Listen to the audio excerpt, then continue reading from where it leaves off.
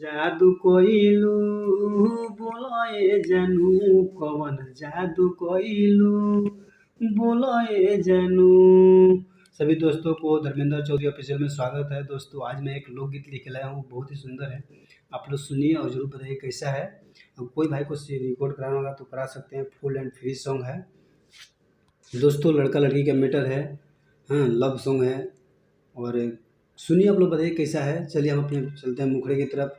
कि जहिया से अखिया लड़ल तू बाड़ू दिल में बसल, जहिया से अखिया लड़ल तू बाड़ू देख के हंसल, तोहरे में दिलवा फसल कवन जादू कइलू बोलो ए जानू कवन जादू कइलू बोलो ए जानू।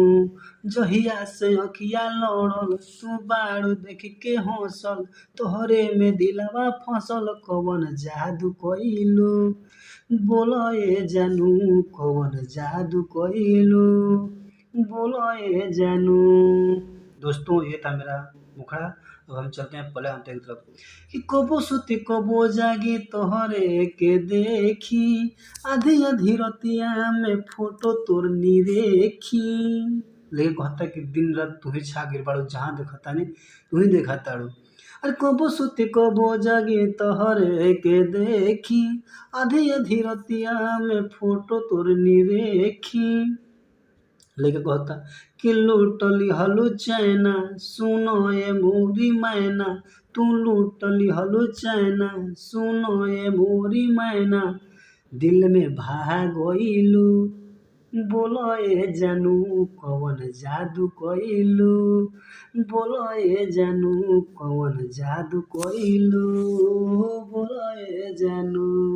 दोस्तों ये था मेरा पहला अंतरा। अब चलते हैं हम दूसरे अंतरे की तरफ। बहुत ही सुंदर लिखा हुआ है, आप लोग सुनिए, बताइए कि कैसा है। कि देखी नहीं तोहरा दिल तोहरे के खोजे, तोहरे गली में हम आई रोजे रोजे। देखी नहीं तोहरा दिल तोहरे के खोजे, तोहरे गली में हम आई रोजे रोजे। हर सजा लेनी सपनवा तू बन गइलू दर्पणवा, सजा लेनी सपनवा तू बन गइलू दर्पणवा, तोहरे में बनायनवा मन बेकाबू कइलू बोलो ए जानू बोलो ए जानू कवन जादू कइलू बोलो ए जानू कवन जादू कइलू बोलो ए जानू कवन जादू कइलू बोलो ए जानू।